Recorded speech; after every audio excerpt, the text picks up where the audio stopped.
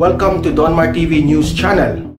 Kaya ni Pacquiao, salita ng salita na 3 times daw tayo mas corrupt. So I am challenging him, ituro mong opisina na corrupt. At ako na ang bahala, within 1 week may gawain ako. Maglista ka, Pacquiao, at sinasabi mong 2 times kami corrupt. Ilista mo yung mga tao at opisina at dapat nilista mo na yun at ibigay mo sa akin. Di ba ang sabi ko noon, if you come to know that there is a corruption, let me know, give me the office and the... Ganon ang dapat ginawa mo. Wala ka namang sinabi noong all these years, puro ka praises ng praises sa akin. Tapos, ngayon sabihin mo, corrupt. Saan corruption? Anong opisina? Kasi pagkaalam ko, wala. DPWH noon was really had the notoriety of... pero wala akong nakita ngayon na may corrupt. Meron, marami na, pero napaalis na. Naunahan na kita. Every administration will have a share of the problem of corruption. Do not ever think that if you will win as a president, na wala ng corruption dito sa Pilipinas. And for your dream of giving everybody houses in 6 years' time, just like what Senator Enrile said, good luck na lang. You must be dreaming. Ako na tapos ko yung Yolanda housing. Malapit na ako but remember that there were only 2 houses when I first arrived there. Yan sila Escalada, sinabi ko, magkaibigan tayo sa Ibasco. Pero kanong kabagal, wala kayong ginawa. Ngayon, itong si Pacquiao, may naraman siya na sabi niya, anong opisina at sino yun. You have the the privilege of not being arrested when you say it inside the halls of Congress, because as a matter of privilege, you cannot be questioned anywhere. So, maghintay ako sa listahan mo at ang mga tao. Matagal naman tayo kaibigan, hanggang kahapon, isang araw ko lang, nagsabi na corruption. It's easy really to say. Hindi ko sinasabi walang corruption. Kaya nga ituro mo. Kasi yung lahat na tinuro ng iba, pinaalis ko na sa gobyerno. Kita mo yung Pastillas.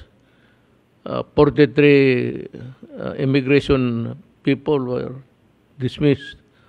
73 sa customs. Sa BIR wala masyado. Pero naghihintay ako. BIR mayroon rin.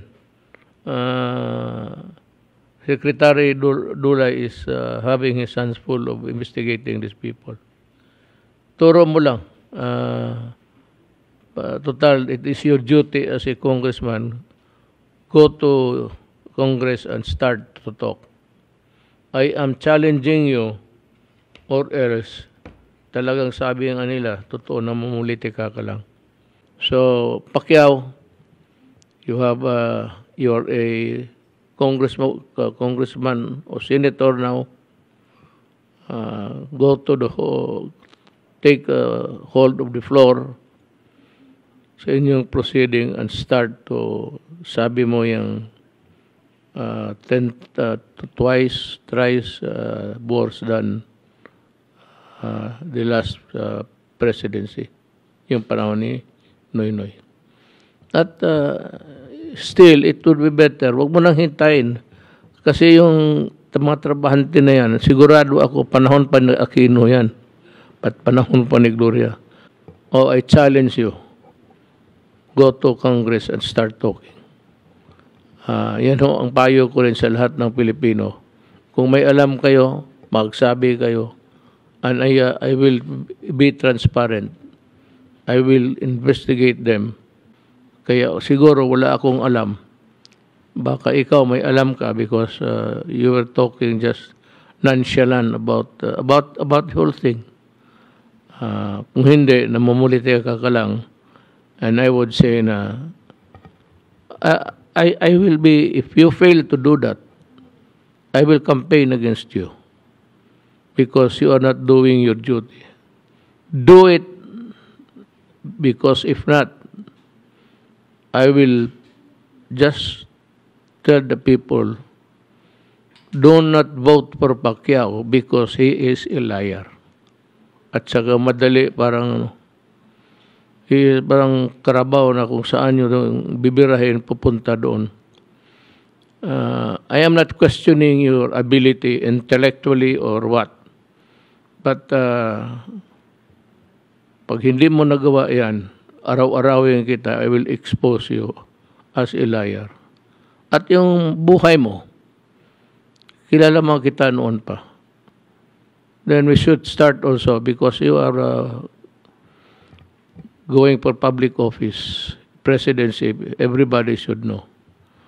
But ito, I put you on notice na isasabi ko lahat at kakalabanin kita panahon ng eleksyon. Pag hindi, I will just be another son of a bitch playing politics. Kay Pacquiao, out of nowhere lang niya biglang sinabi yun. Biglang out of nowhere, wala man lang siyang experience. Nagawa niya ba yan nung siya ay congressman? Hindi. Nagawa niya ba yan nung siya ay senador? Hindi din. Oh. Diba? Nakaikot ka ba sa buong Pilipinas at nabilang mo ba o somehow, hindi ko sinabi bilang isa-isa, pero alam mo ba, familiar ka ba kung ilan ang talagang walang tirahan? Hindi din. So, paano niya naisip yun? Wala lang. Naisip ko lang na sa tingin ko, ay sabi ko pambihira, no? Sa totoo lang, sabi ko nga sana yung reporter nung sana tinanong niya, paano magagawin yan? Paano magiging feasible yan? Di ba? Sabi ko, kawawa. Pacquiao. Sayang ka. Parang ganun kadali. Yun ang sinasabi ni Pangulong Duterte. Parang ganun na lang kadali na mamigay ng bahay-bahay para sa mga Pilipino. Nakakalimutan ata ni. Ito ang mahirap di ba? Alam mo, pag ang politiko talaga walang alam, pasensya na ho Pero pag ang politiko talaga walang alam, basta lang makahirit